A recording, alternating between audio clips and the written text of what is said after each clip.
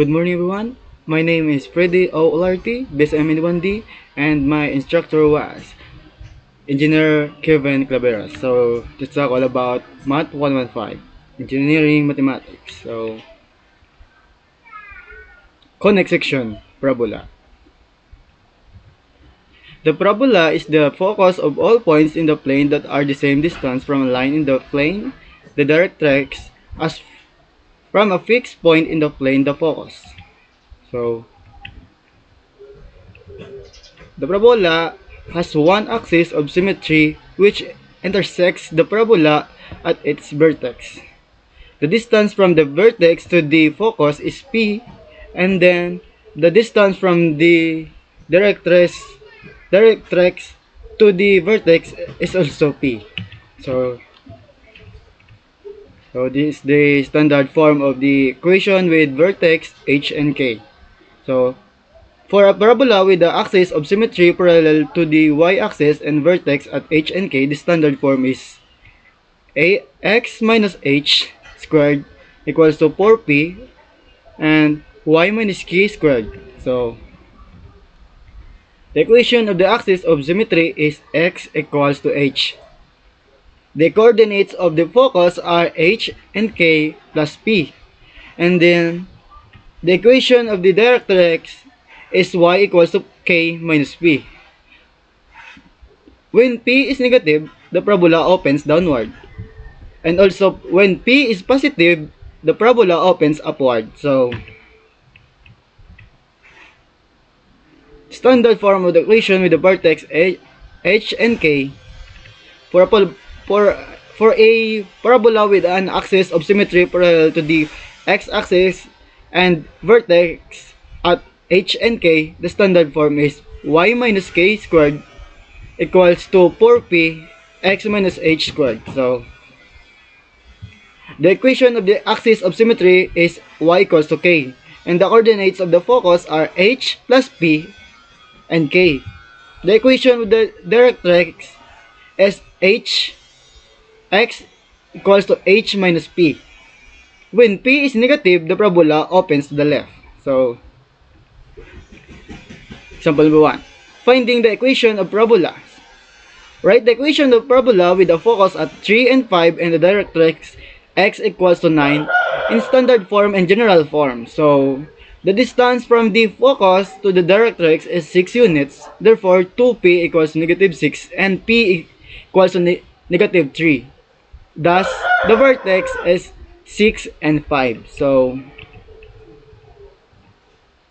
the axis of symmetry is parallel to the x-axis. So, y minus squared equals to 4p x minus h squared. So, y minus 5 squared equals to 4 times negative 3 and x minus 6 squared. So, we got y minus 5 squared equals to negative 12 times x minus x squared. So, we got h is equal to 6 and k is equal to 5. So, this is the standard form. So, this is the graph of our example number 1. So, finding the equation of parabola. Find the equation of the parabola as a minimum at negative 2 and 6 and pass through the point 2 and 8. So, substitute into the standard form of the equation and solve for p. X minus h squared equals to 4p y minus k squared. The 2 minus times negative 2 squared and 4p 8 minus 6. So we got 16 equals to 8p and 2 equals to p. So we got x equal to 2 and y is equal to 8. So we got, and the standard form is x minus h squared equals to 4p and y minus k squared. So we got x times negative 2 squared, 4 times 2 and y minus 6 squared. And x plus 2 squared and equals to 8 and y minus 6 squared. So this is the standard form of parabola. So we got the graph In topic 3, graphing a parabola. Y squared equals to 10x plus 4y minus 16 equals to 0. Y squared plus 4y plus 4 equals to 10x plus 16 plus 4. So, y plus 2 squared equals to 10x plus 20. And y plus 2 squared equals to 10 times x plus 2 squared. So, horizontally oriented to the right vertex. So, we got negative 2 and negative 2. The line of the symmetry y equals to negative 2 and p is 2.5, and we got a focus of 0.5 and negative 3, and the directrix of x is equal to 4.5. So let's go to the topic number 2, trigonometry in the right triangle. Trigonometry is concerned with the connection between the sides and angles in any right angle triangle. The sides of a right angle triangle are given special names: the hypotenuse, the opposite, and the adjacent. The hypotenuse is the longest side and it is always opposite the right angle. The opposite and adjacent side are referred to another angle and other than the 90 degrees. Sine, cosine, and tangent. So, sine theta equals to opposite over hypotenuse, and cosine theta equals to adjacent over hypotenuse, and tangent theta equals to opposite over adjacent. Finding an angle from a triangle. To find missing angle from a right angle triangle, we need to know two of the sides of triangles. So we can then choose the appropriate ratio: sine, cos, cosine, or tangent. Use the calculator to identify the angle from the decimal value of the ratio. So, find the angle C and identify the label names of the sides and choose the ratio that contains both of the letters. Example number 1. We have been given the adjacent and hypotenuse, so we use cosine.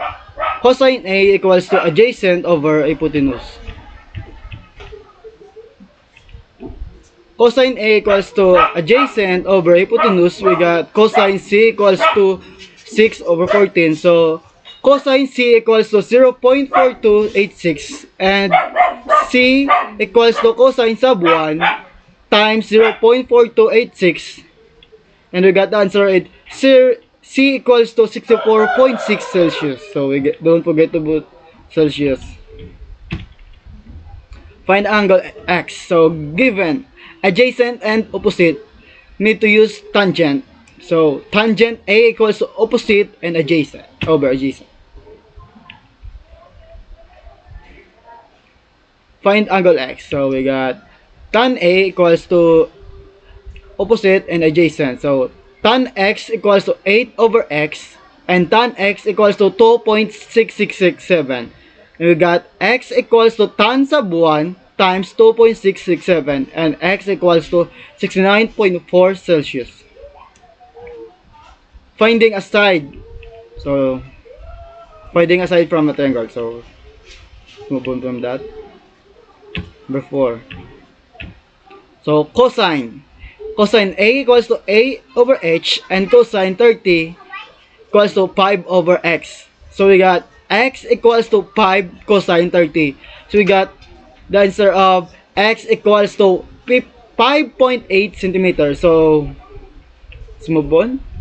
So surface area and volume in solid mensuration. So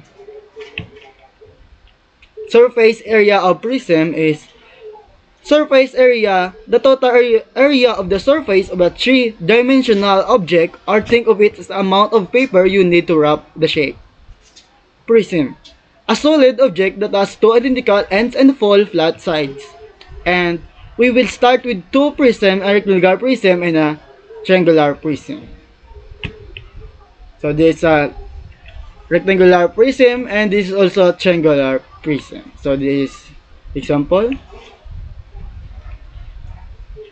Surface area of a rectangular prism like dice, there are 6 sides or 3 pairs of sides. We got top, front, left, and bottom, and back and right. So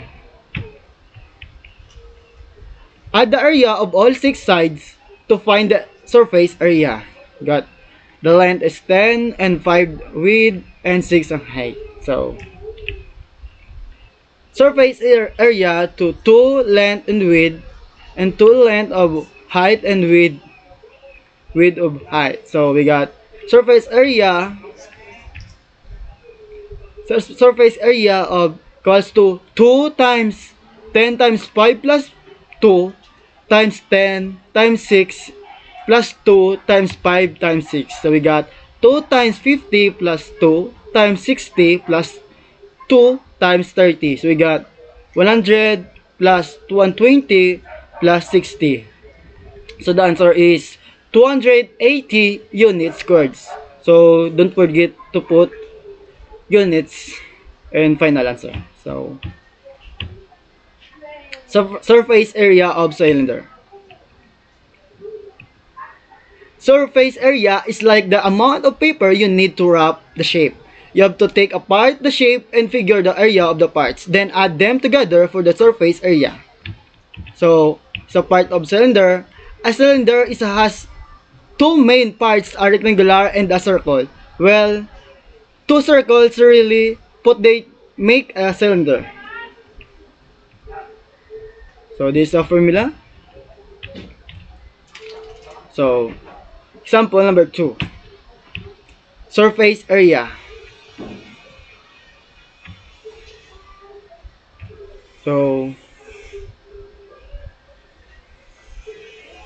we got surface area pi distance times height plus 2 plus pi radius squared. So we got 3.14 times 22 times 14 plus 2 times 3.14 times 112 and 367.12 plus 2 times 3.14 times 121 and 367.12 plus 2 times 379.94.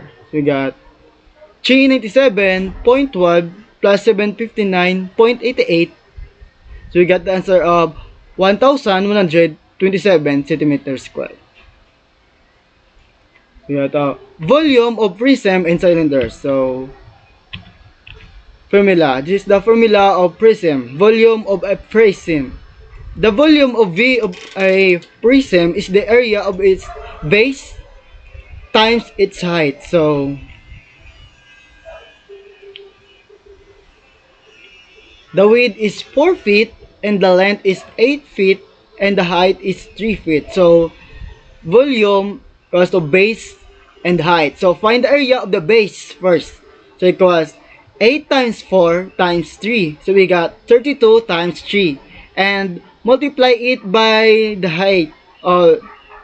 Multiply it by the height. So we got 96 feet. 96 feet cubed. So example number 3. 13 centimeter radius and 7 centimeter height. So volume equals to pi na radius squared height. We got a volume equals to 3.14 times 132 times 7. So we got 3.14 times 169 times 7.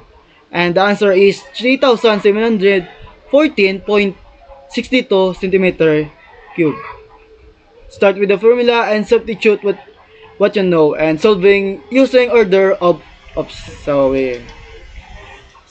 well done and thank you for listening.